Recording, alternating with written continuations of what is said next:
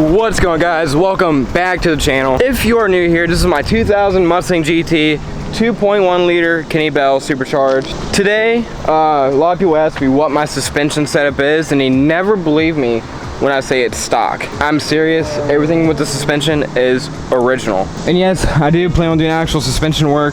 And if you're wondering, if it is, you know, stock suspension, how is it lowered? Well, I'm gonna get a lot of hate for this. So as you can tell, she's pretty low in the front. The back, the back is definitely stock ride height. Also, I got Meteor tires yesterday. These are 295 by 45s. The other ones are 285 by 35s. So I got a size bigger, and these puppies are brand new and they grip. The fronts are also brand new too, and I got a size bigger in the front too. But either way, to answer your question, I'm gonna get hate for this. Only the front. I didn't touch the back, but only the front, I cut the springs. I was saying, oh my God, that is so stupid. That's such a bad idea. It can't be a good idea. My springs have been cut for 5 years. Yep, for 5 years. The only issue I've noticed, and this happens with any lowered car, it doesn't matter if you're on coilovers, bags, or even lowering springs, I have camber wear on my tires. And the way to fix that is to get caster camber plates, which my girlfriend actually bought me the other day. Haven't installed them yet. Going to do that here soon. Not in this video, of course.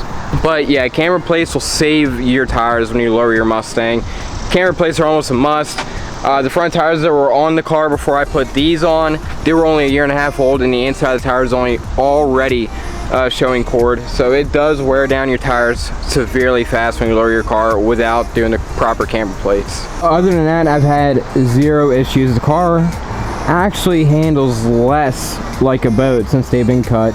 Ride's a little bit stiffer. I have even though there's not that much room in there, I've never had the tires actually rub, even on hard bumps. Honestly, I don't understand the hate on, you know, cut springs. I can see, don't be like a static boy and, you know, cut half a spring off and have the car drag in the ground. That I would not do. But honestly, 1/4 of a coil is what I did, and that is perfect, especially with 18-inch wheels. Even 17s, they look good. That's all you really need to do, is just 1/4 of a coil. If you want, you can do like a little bit at a time, but still that's a lot of process, you know, taking a spring in and out. What we did was 1/4 of a coil, and yeah, it lowered it about, I don't know how many inches that is. I never really measured it, but it's only got this much clearance between the fender well and the tire. So that's honestly the best budget way to lower your car. I am going to get coilovers. Don't trust me. I'm not going to keep the cut springs forever. They're not hurting anything, but I definitely want to get coilovers so I can actually adjust them to where I want. I don't think I'm going to go any lower in the front, because the front's, that's pretty low and that looks pretty good, and I'm pretty happy with it. Plus my splitter is already not happy with a lot of the speed bumps, including my driveway. Yeah, the back I definitely want lower. With coilovers, they can be stiff enough to where they won't rub. My buddy Tyler on his Viper 2 valve, you guys probably remember that car from back in the day. That car was on coilovers, and that thing about it had the same clearance in the back as my front, and they never rubbed. And I guess it was just stiff enough. What brand coilovers he had, I do not know. I can't remember. I don't even think he knew. He didn't have the car for long. He had issues, and he got rid of it after a few months. He didn't keep the car long. But I'm looking at different sets of coilovers. I'm thinking about either getting, I was looking at max speeding rods. They're like $285 for the pair. And I have max speeding rods on my Subaru Legacy, and everyone's saying that they're worried about them breaking. I thought I heard a VQ, but it was that Dodge Charger. But getting back to the topic, I have max speeding rods on my Subaru, and people saying, oh my God, they'll break, they're dangerous. I had that Subaru off-road on heavy bumps, hauling ass, where I felt like the car was just going to break in half and fall apart without, not even the coilovers, I'm talking about like the rest of the car. I felt like the doors are going to fall off and everything. Max speeding rods do ride rough. I'm pretty much used to it with the Subaru. I don't care about ride quality. I know a lot of people like telling me no about the whole max speeding rods idea, so I may throw that out the window.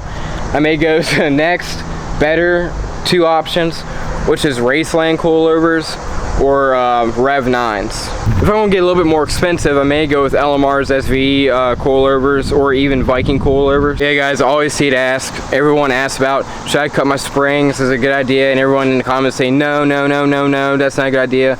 It's because a lot of people don't like the idea of being cheap. I don't know guys, some people just don't like the idea of being cheap and having it work. A lot of people like saying, oh, I have $1,500 coilovers in my car. My is huge, way up in the air like that. I'm sorry, that's just how a lot of people are. Their egos are just too high, especially for new edges. I mean, this is like the cheapest Mustang you could possibly get. I love new edges, and I gotta say the prices are going up on these cars, so these are not gonna be the affordable, cheap teenage cars for too long. Also, 2 hours after I ordered these these tires, all 4 tires, and a rock, I don't know if you can see it, but a rock, you know, kind of cracked in my windshield, but I'm not too mad about it though. There's rust up here that needs repaired, and the only way to fully repair it right is to take the whole windshield out.